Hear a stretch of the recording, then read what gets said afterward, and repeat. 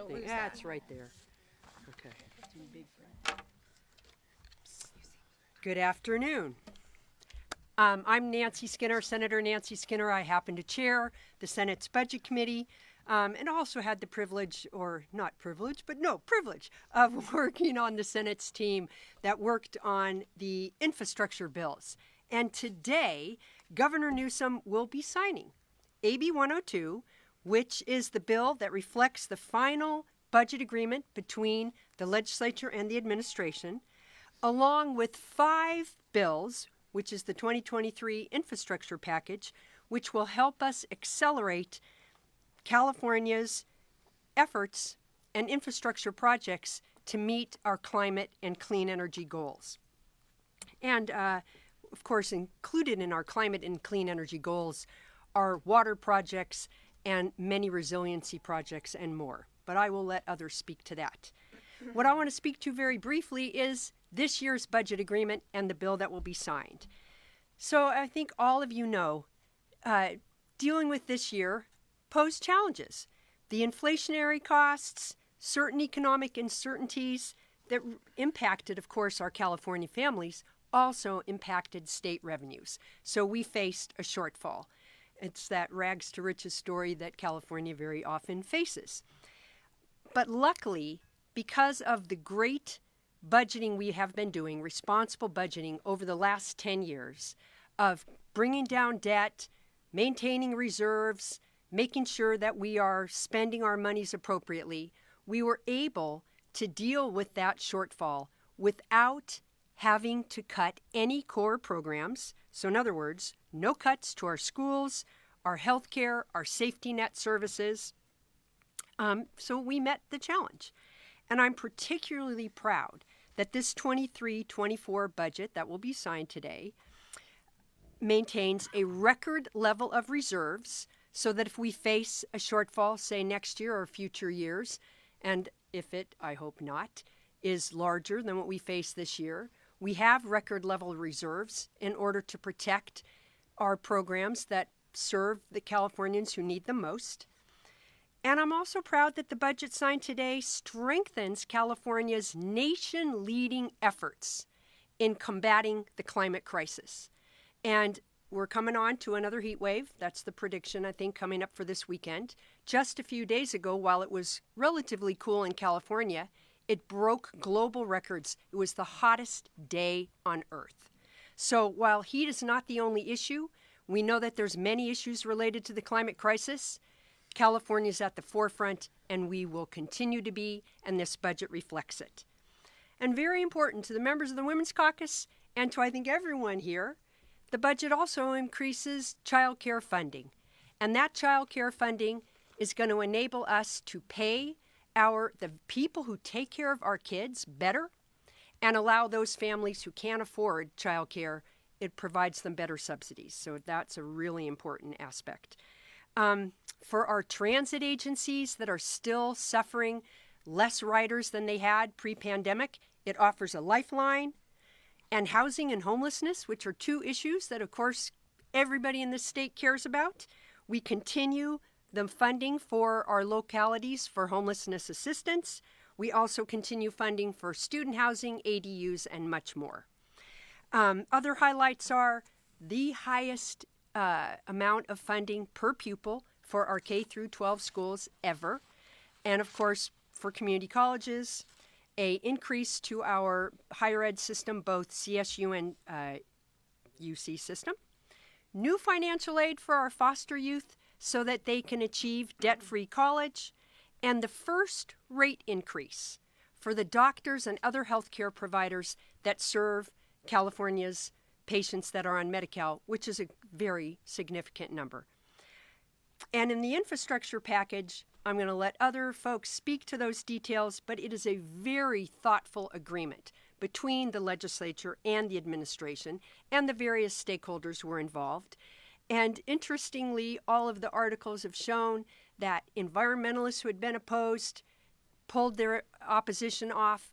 The other entities that will benefit from the streamlining that will allow these projects to move forward faster and allow us to access federal infrastructure funds are all happy. So I'm not sure how else what else you can describe when you get bills that finally represent that type of agreement. Anyway, much thanks to Governor Newsom, to his staff, to the Senate and Assembly Budget Committees and staff, to the pro tem staff, to leadership, our speaker and speaker staff for their outstanding work on this budget. I am very proud to have been part of it. And also great thanks to everyone who was involved in the infrastructure package. And with that, I'd like to introduce Assemblymember Rebecca Bauer-Kahn, who is on the infrastructure working group on the Assembly side. Thank you, Senator. Good afternoon, and thank you, Senator. As you heard, I'm Assemblymember Rebecca Bauer-Kahn. I'm also the chair of Water, Parks, and Wildlife in the Assembly. And this infrastructure package is a testament to what is possible here in California, what is possible when we all work together. So I want to start by thanking the incredible staff in the governor's office, the governor himself for his leadership in moving this package, our partners in the Senate, and my colleagues in the Assembly. It's possible to build the big things and protect our precious environment. We know that we must build our clean energy future so that my children, your children, and others have an inhabitable planet. We must create the water storage and conveyances that the future demands. We just heard from the senator about the hottest day on record. Our scientists are telling us that there will be no more snow in the Sierras in just over 2 decades. The future requires a massive shift and growth in what water infrastructure looks like here in California. We also must ensure transportation in California can meet the global needs of our economy so that we remain the powerhouse that we are today. We must also do our part to help national security by making chips right here at home. It is critical to adapt to our changing climate and to continue growing our economy for every Californian by bringing these good jobs home to California. It is critical to adapt our changing climate and to continue to do what we need to do for our kids' future. And while doing that, we can also ensure that we mitigate greenhouse gases, protect biodiversity, and never forget our environmental justice communities. As you heard, we've all gotten on the same page. We can do all of those things here in California. This package cuts green tape to move projects faster, but it does so while ensuring that our endangered species and biodiversity are protected, our environmental impacts are considered just more swiftly, we continue to drive down greenhouse gas emissions, and we mitigate our impacts to our precious lands. And perhaps most importantly, this package ensures that the communities that have historically borne the brunt of the air, soil, and water costs of growth here and elsewhere can be cared for and considered as we build and adapt. That is what environmental justice demands. Again, I want to thank our partners in the governor's office, the governor, the Senate, and my colleagues for doing what we set out to achieve, which is a package that truly shows what is possible here in California. I know we all look forward to getting to work and seeing these energy projects come online, the water resources become available, and the jobs changing lives. And with that, I want to turn it over to our speaker, a leader who more than anyone else fights every day for the vulnerable communities who were not forgotten in these negotiations. Speaker Ruiz's leadership takes us across the finish line as we pass this with the support of the caucus and ensures that we're unified in our efforts to bring the Californian dream home for everyone. Speaker. And it's great to be here. I appreciate the kind words and appreciate the comments by Senator Skinner and by my Assembly colleague. There'll be some repetition, but repetition is good, so hopefully you all focus on those areas of the budget that matter most to all Californians. But also want to recognize Phil Ting. I know the unique nature of our transition on June 30th, but every week Phil and I were meeting, and he was updating me on all parts of this budget and all parts of our negotiations. So thank you, Assemblymember Ting. And Mr. Governor, as always, we always appreciate your leadership. And I want to thank our colleagues, many of them here on this stage, who took part in this and who worked, day in and day out to achieve this moment, to ensure that we delivered a responsible and equitable budget. And I want to briefly highlight some of the ways that this budget and the infrastructure package bring real and meaningful assistance to hardworking Californians especially those Californians who need it most. First, this budget supports parents and families. As was mentioned, includes an investment in child care providers. It pays for a much, much needed raise for the workers who take care of the children of California's lowest income workers. Next, this budget, it supports our schools. It sustains school funding levels, and it provides a local control increase to certainly reflect growing enrollment in universal transition kindergarten and our cost of living. This is a budget that is a win for our schools.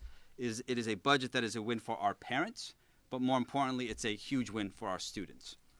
And perhaps most importantly, as was mentioned by Senator Skinner, this budget is responsible. It includes record reserves. It once again prepares our state for future uncertainty. And it boasts what may be the largest general fund reserve of any state in the nation. So that says something. And finally, the legislative package on infrastructure. Former Mayor and Speaker Antonio Villaraigosa was all over the state talking infrastructure. Came to my home district of Salinas a few months back. But this package on infrastructure, it strikes a crucial balance, as was mentioned, spurring future growth and good-paying jobs while certainly defending our environment. And again, I cannot extend enough gratitude to our governor for his leadership. And looking ahead, I'm eager to continue working with the governor, with Pro Tem Atkins, with all of our colleagues to ensure that we continue to deliver meaningful results for every single Californian. Again, want to commend my colleagues for ensuring that we deliver on this budget that once again protects our values, that works for all Californians, and especially for those Californians who need our help the most. Thank you so much. Well, thank you, Speaker Rivas, and it's good to be here with all of you today, and certainly to be able to partner with Governor Newsom and with my incredible colleagues. This is just a sampling of our incredible colleagues on another successful budget. This is the fifth one that I've gotten to negotiate with you, Governor, and I think the 5-year anniversary, I'm told, is wood. That signifies, that's good, strength, strength and durability, One could say the same about our budget, so that would be my point. Despite a deficit year, we were able to avoid harmful cuts due to a decade of responsible budgeting by a Democratic legislature and Democratic governors. And as if protecting our progress wasn't enough, we also met head-on the challenge of hearing and passing a comprehensive package of infrastructure bills. Getting everything across the line took an incredible amount of teamwork. You all saw it in real time. And I want to take a minute also to recognize the members of our Senate working group on the infrastructure package. Our budget chair, Nancy Skinner, Majority Leader Mike McGuire, our caucus chair, Monique Limon. They were the lead negotiators for the Senate on the infrastructure package, and their dedication and tireless commitment to this effort was incredible. They worked long hours into the night and morning. I want to thank and recognize the other members of our working group, Senators Ben Allen, Josh Becker, Ana Caballero, Lena Gonzalez, and Dave Min. This work led to a final complement of bills that clearly demonstrate California's ability to streamline and build the infrastructure needed so that our state can continue to lead on climate change while also continuing to protect our environment. We know that climate change is here. You've heard from several of my colleagues. Its effects are apparent in the heat waves, also mentioned, that we're experiencing in California and across our country. But in order to have the energy supply necessary to keep the lights on during extreme heat, we need to build a lot of clean energy, offshore wind, solar, geothermal, and more, all while meeting our clean power goals. With these projects come opportunity to meet those goals and create quality jobs that benefit a stable, diverse workforce. Opportunity to reimagine our water supply delivery, because we need to be able to store water more as our snowpack, our state's natural reservoir, lessens. An opportunity to use new and innovative construction that will make building that water storage, be it above ground or below, easier. We also harnessed an opportunity to set in place historic standards on workplace equity and passed a bill that will benefit marginalized and disadvantaged communities by promoting access to jobs in federally supported construction and manufacturing. I want to thank the authors of this bill who've made sure that equity is at the forefront of everything we do on workforce issues in the Senate. Senators Maria Elena Durazo, Lena Gonzalez, Lola Smallwood-Cuevas, and Dave Cortese. We also had a chance to rethink transportation, Mr. Former Speaker, Mr. Mayor, which is desperately needed considering that California's transportation sector still accounts for roughly 50% of our greenhouse gas emissions. These bills allow for streamlining on efficient transportation projects, including privately financed project that puts a high-speed rail trip from Southern California to Las Vegas in sight. Thank you, Senator Newman, for your leadership on this. And underlying all these projects is how we look out for our endangered species, which is why we made sure that understandable mitigation measures for projects are in place and our species are protected. Thank you, Senator Ashby, for your commendable work on this effort. Together, this package maintains California's values on the environment and climate preparedness, while at the same time building for our future and creating a place where working families can access quality jobs. I am grateful to my Senate colleagues for their collaborative spirit and their fierce commitment. I noticed two more of our budget folks here, Senator Laird and Senator Menjivar. It's a full house with a lot of work that we accomplished. I am grateful to the Speaker and to my Assembly colleagues, as well as to our Governor. This was an opportunity to build our state's strength and durability, and we did exactly that. And now it's really my pleasure to turn it over to the master architect of the budget and the infrastructure package, our Governor, Gavin Newsom. Thank you. Thank you. Thank you, Matt. Can we give all the speakers a round of applause? There was awkward silence in between each and every presentation. Thank you, Madam Pro Tem, Mr. Speaker, Assemblywoman, and of course, Madam Chair. Thank you to all of the leaders. Everybody here is here with intention and purpose, and appropriately so, for their extraordinary leadership, support, and stewardship through this dynamic process. And it is a dynamic process. We're celebrating partnership here today. We're celebrating progress here today. We're selling a budget, $311 billion budget, $226 billion general fund, the largest budget of its kind anywhere in the United States, appropriate for a state whose population is larger than 21 state populations combined, and a state that's well on its way to be the fourth largest economy on planet Earth. We're proud of what we've done together over the last 5 years. We've proven a paradigm. You don't have to be profligate to be progressive. It was emphasized by the pro tem, and I appreciated the emphasis. Democrats working with Democrats, working to strengthen the fiscal discipline, fiscal stewardship of the state, at the same time addressing some of the most vexing and challenging issues of our time. And we were able to do that at a time of uncertainty, at a time of volatility, at a time where we once again recognized that we needed to reconcile the challenges and the vagaries of a progressive tax structure. And I want to emphasize and reinforce that point. In the last 2 fiscal years, this state has enjoyed a $177.7 billion operating surplus over the last 2 fiscal years. $177.7 billion.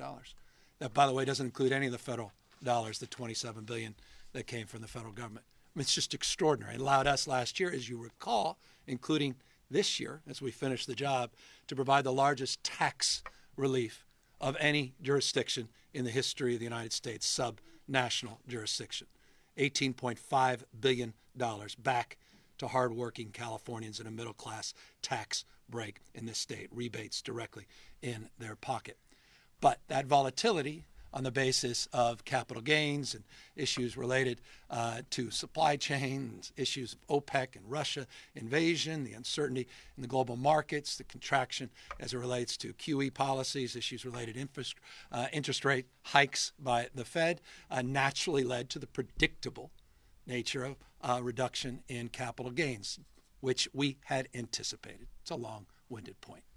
And as a consequence, last year and the year prior, and frankly, with the stewardship that was advanced anew under the previous administration, working in partnership with many of the leaders here assembled, we recognize not only the volatility, but we recognize our responsibility to set aside money for one-time purposes, for one-time investments, meaning dollars that come in, we have to be careful not to commit ourselves to ongoing expenditures over the course of many years that we can no longer, confidently look in people's eyes and say that we can ultimately deliver.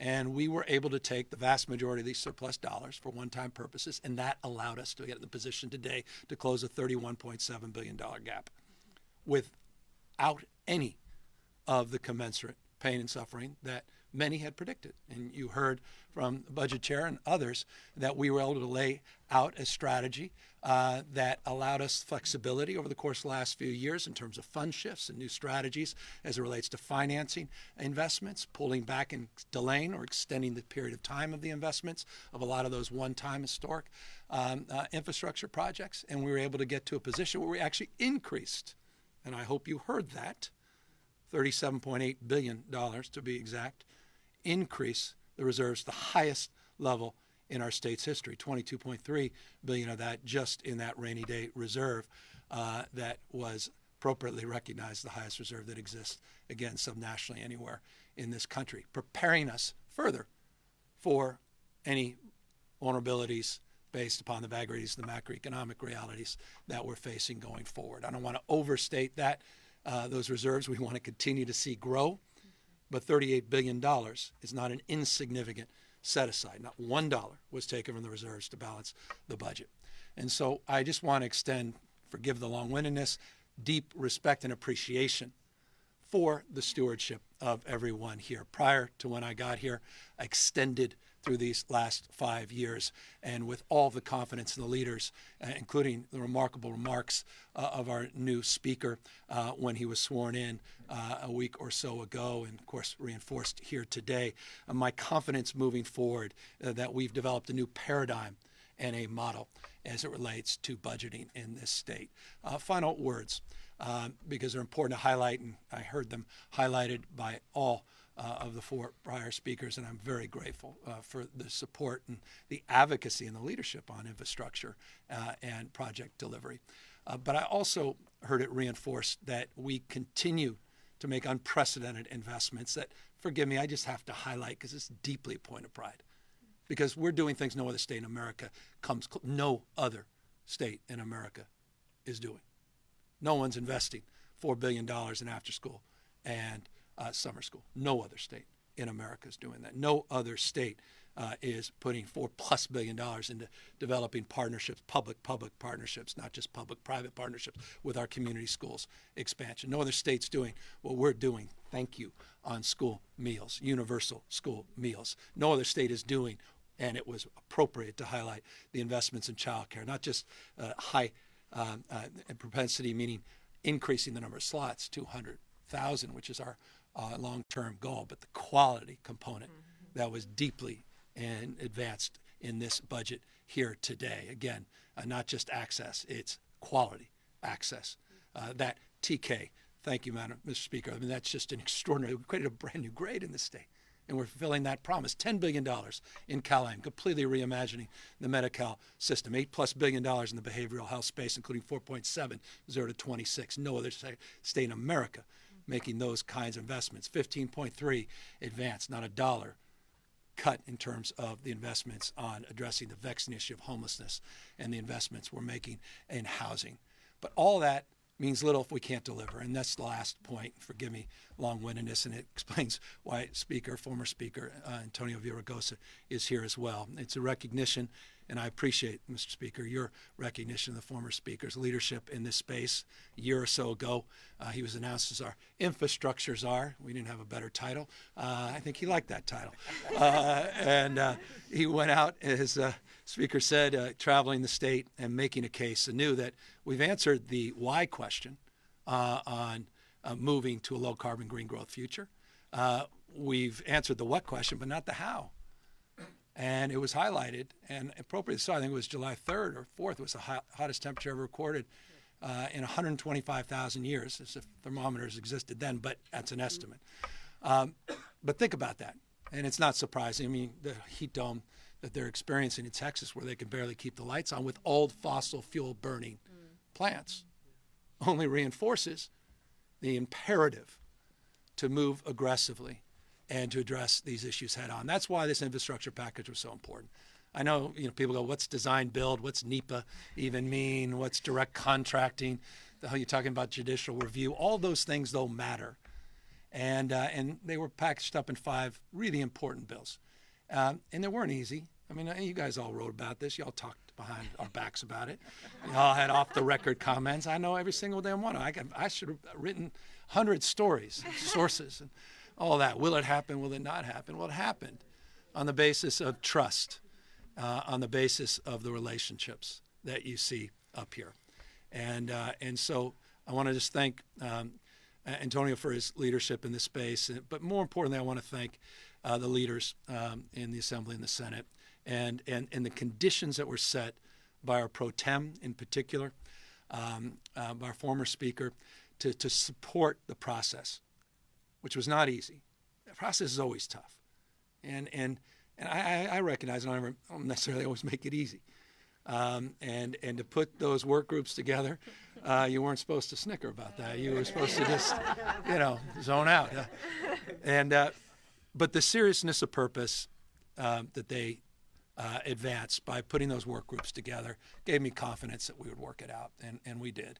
And in confidence, in truly last word, that it's the beginning, not the end of the process. And you heard the speaker just say that, and the pro tem said this, budget chair, we've had conversation, what else? What else can we be doing? That's right. Because we recognize that we have real urgency and we have a responsibility. And so I'm here in that spirit of gratitude, deep respect. If it's not obvious, I hope you pick up a little bit, not just of what I'm saying, but how I'm saying it. Deep admiration for the folks on this stage. Deep respect for their collaborative spirit and their willingness to engage. It's a hell of a legislature. This state is blessed, and California, I think Californians, I think should be very proud of what we're doing here today. Thank you as well to all of the staff that worked so hard to make this happen. Let's sign. All right. Thank you, guys.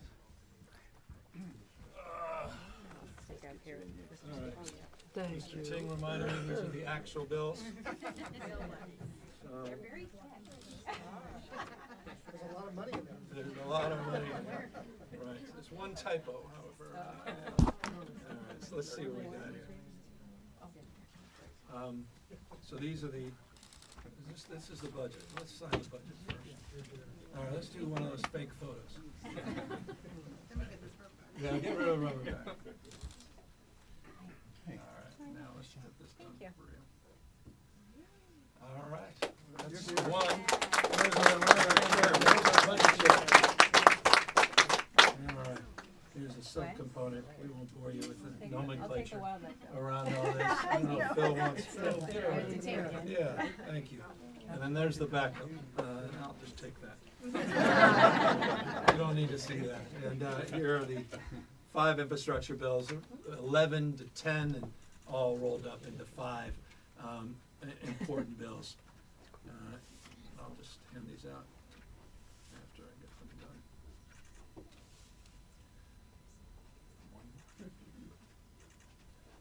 done. Hell of a job, everybody. You're here. Let me pass these out. Do a quick photo.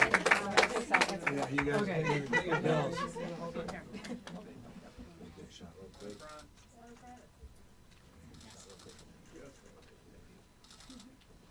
Great. Thank you all. With that, pro-temping speaker here to answer any questions. All right, but this is the.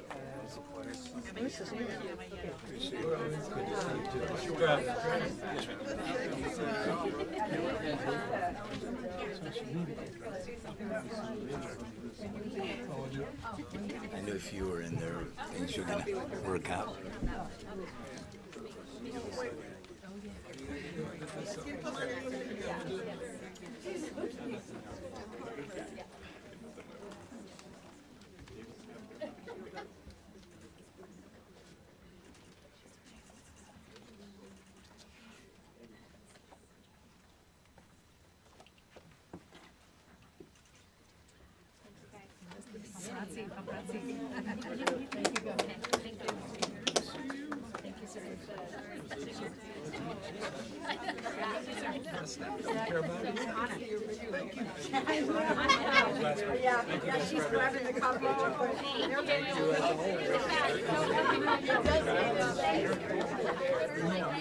Any moderator. I was the longest working at I mean, by a lot.